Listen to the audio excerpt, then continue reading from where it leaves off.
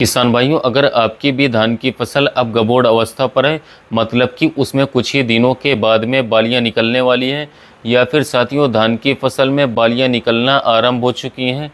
यदि दोस्तों इन दोनों में अवस्था में से किसी भी अवस्था पर आपकी धान की फसल है, तो दोस्तों इस अवस्था पर आपको अपनी धान की फसल में इन दो खास कार्यों को, दो खास खादों का प्रयोग ज़रूर से ज़रूर कर लेना चाहिए।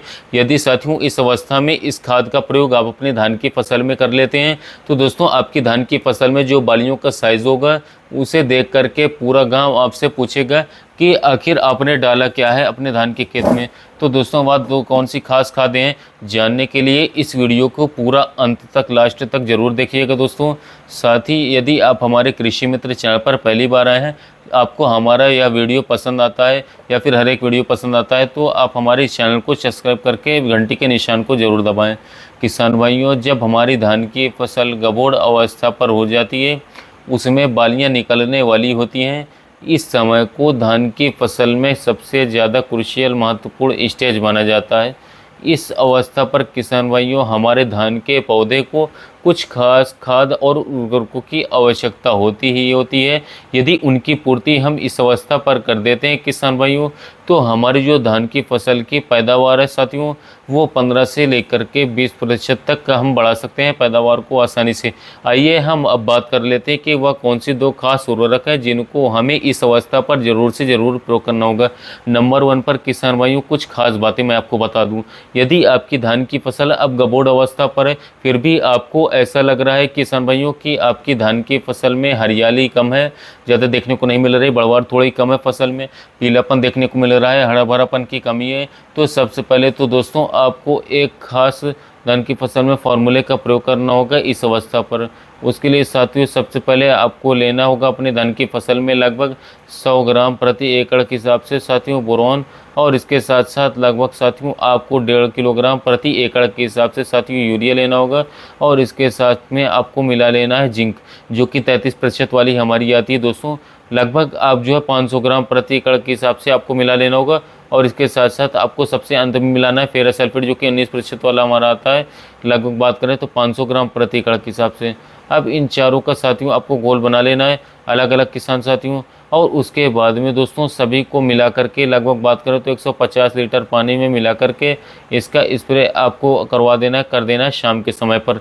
किसान भाइयों, यदि इसका स्प्रे आप करेंगे धान की फसल में, तो यदि आपके धान की फसल में पीलापन होगा, बढ़वार कम हो रही होगी, और इसके साथ साथ फसल में हरा भरापन की कमी होगी, हरियाली ज़बरदस्त तरीके से हो जाएगी, बढ़वार बहुत ही अच्छी तरीके से होने लगेगा, और इसके साथ साथ हमारी जो धान की फसल है वो दिखने में एकदम से एक नंबर पर होगी।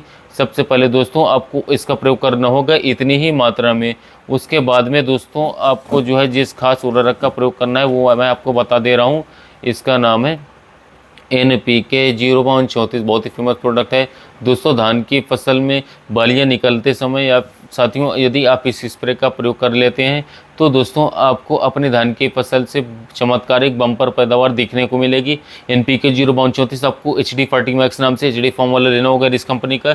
इसके इस्तेमाल से काफ़ी हद तक जो आपकी धान की पैदावार होगी दोस्तों वो बढ़ जाएगी। किसान भाइयों, NPK 0.34 की बात करें तो इसमें आपको 0% नाइट्रोजन, 52% तक फास्फोरस और 34% तक आपको पोटेशियम की मात्रा देखने को मिलेगी, पाई जाती है। साथियों जब धान की फसल में बालियां निकल रही होती हैं किसान भाइयों, इस अवस्था पर दोस्तों हमारी जो धान की पौध है उसे किसान भाइयों 0% नाइट्रोजन की आवश्यकता होती है, और इसके साथ साथ साथियों कुछ मात्रा में फास्फोरस की आवश्यकता होती है, और इसके साथ साथ सबसे अधिक मात्रा में पोटैश की भी आवश्यकता होती है। और इस अवस्था पर किसान भाइयों जब हम इसे डालेंगे तो दोस्तों इसके ज़बरदस्त फ़ायदे हमें देखने को मिलेंगे भी।